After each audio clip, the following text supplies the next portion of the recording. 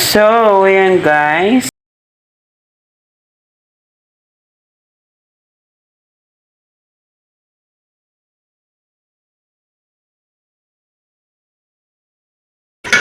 Promise, super yummy. Ano siya? Cheese, ham and cheese flavor. Napakasarap niya guys. Yan yung flavor. Puro siya ham, cheese, and pimiento. Ayan yung palaman niya. Eto, marami-rami na rin siya nagawa. So, try and error pa lang to. So far, walang error.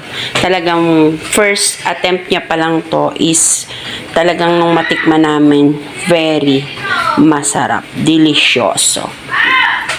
Yan. Magko-costing muna daw siya. Kaya hindi pa namin alam kung paano namin pepresyuhan.